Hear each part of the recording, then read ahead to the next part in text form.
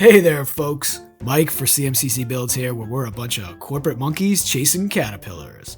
Today I'm going to talk about the one level dip in arguably the most powerful 5e build, the Chronurgist Wizard. Friends, as of this video, we just hit 8,000 subscribers. Please clap. A big shout out to every single one of you that have subscribed, and major props to anyone who stuck it out with me for the nearly 2.5 years of this channel's existence. But even after hitting that minor milestone, I see that 77% of my watch time is from people who haven't subscribed yet. Not views, actual watch time.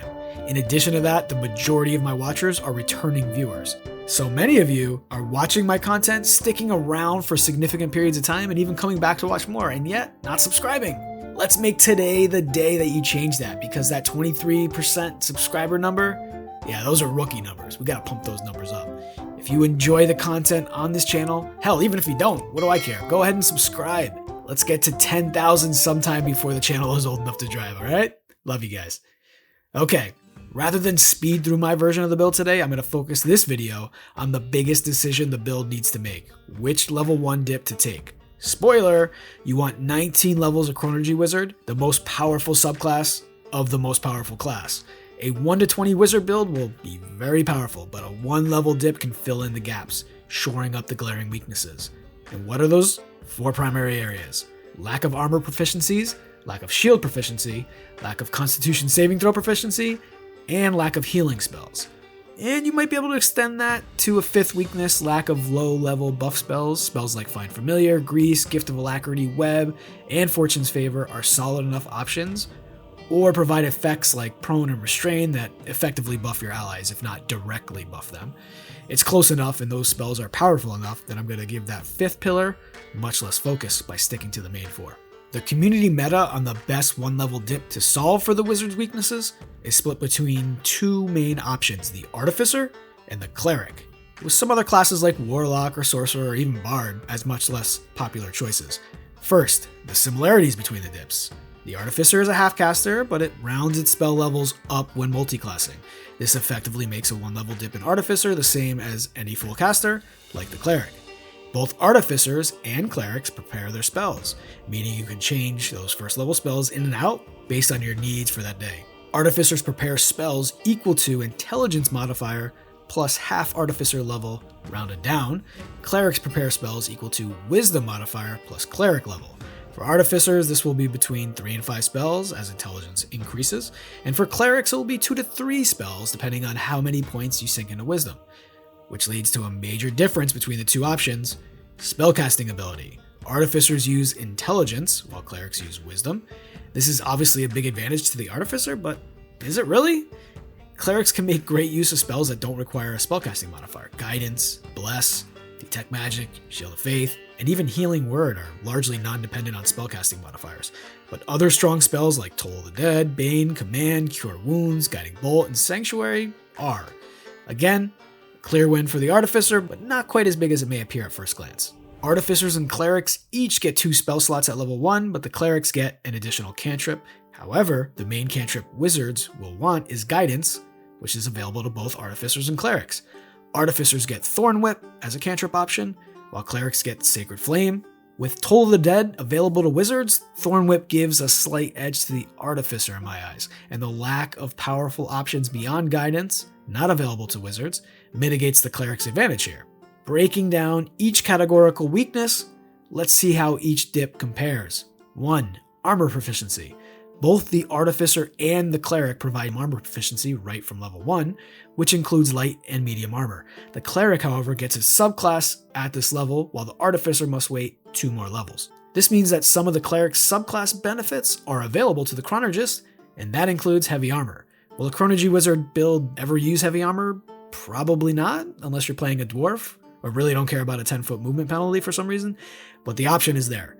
In addition to heavy armor, the Forge Cleric has the option for a +1 bonus to armor through Blessing of the Forge. The Artificer can match this, but not for at least 1 more level. This is an advantage to the Clerics, even if a small one. Each class offers shield proficiency with no additional benefits unless you dip 2 levels in Artificer, so this is a wash. That brings us to Constitution saving throw proficiency.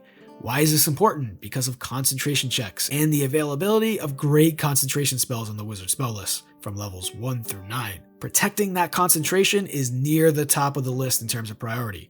There are generally 4 ways to do this: high armor class to avoid taking damage from attacks, high saving throws to avoid damage from other means, constitution saving throw proficiency to add proficiency bonus to your concentration checks, and warcaster to give advantage on those checks.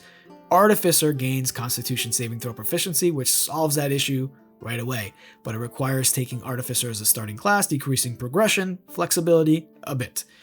Clerics are forced to take Resilient Con, which costs a feat, but can also come at level 1 through Variant Human and Custom Lineage. A build with a Cleric dip can wait until level 5 to get Resilient Con, but that's 4 tough levels without it. And with Artificer freed of the Resilient Con feat obligation, other racial selections become an option. Herringons with all their goodies, including the great initiative bonuses. Winged Tieflings that allow for medium armor and flight. Goblins with their bonus action options. Or even stick with a feat race and take another feat like Fey Touch, Telekinetic, Alert, or others. This is a big win for Artificers due to the flexibility it affords in terms of racial selection and feats. And yes, you do lose Wisdom saving throw proficiency by taking Artificer, which means you may need to take Resilient Wisdom later, but unlike Resilient Constitution, this isn't a mandatory feat for any of the wizard builds, but it is a nice to have. Finally, lack of healing spells, which we'll tackle as a broader spell options category, building on what we discussed earlier with spell slots, preparations, and ability score. Both Artificers and Clerics have access to healing spells, among other strong options not available to wizards. Both have access to Cure Wounds, but the Artificer can make better use of it because of their ability score modifier. Clerics, however, have access to Healing Word, a much better option for a wizard that will often have a bonus action available, but rarely an action. Both have access to Sanctuary and Detect Magic as a ritual. Artificers have access to Alarm and Grease, which wizards may use at early levels, along with Absorb Elements, Featherfall, and Longstrider, which remain relevant through entire adventuring careers.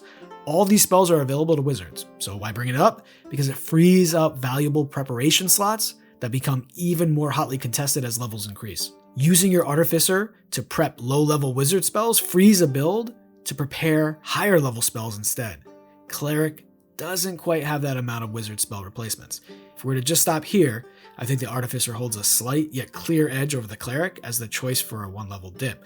But there is one more area we've only briefly explored. That is the Cleric's access to a subclass right at the first level. And with 14 Divine Domains, the options here are quite expansive. Based on Chronurgist needs, one can whittle down the options to a select few. Forge Domain gives that +1 bonus to armor class, and heavy armor proficiency that we discussed. Light Domain provides Fairy Fire, which steals some of the Artificer's thunder, along with Warding Flare. Unlike BG3, this isn't unlimited and instead relies on Wisdom modifier, which is a bummer. Nature allows you to pull from the Druid cantrip list and take something like Thorn Whip, again drinking the Artificer's Milkshake. Order Domain gets 2 good spells in Command and Heroism, along with the ability to give off-turn attacks to your allies. If you have a hard-hitting rogue in your party, this is a very strong option. Peace Domain gives possibly the best level 1 dip in the game with Emboldening Bond. And of course, Twilight gives heavy armor, the ridiculous 300-foot dark vision, the ability to share that dark vision, advantage on initiative checks, and Fairy Fire and Sleep. Don't forget that all the save DCs for those Cleric spells are based on Wisdom, not Intelligence. So even if they dip their toes into the Artificer's waters, the Artie still does it better because of the spellcasting ability. So, what do we do with all this information? If your table allows for the full power of the Peace and Twilight Cleric, or you have a fellow PC that wants to make off-turn attacks, you go with the Cleric and take the appropriate subclass. If both of those statements are untrue, which will often be the case, then you take Artificer. In our next video, let's explore the specific build for the Chronurgy Wizard. Don't forget to subscribe. See you here next time, folks.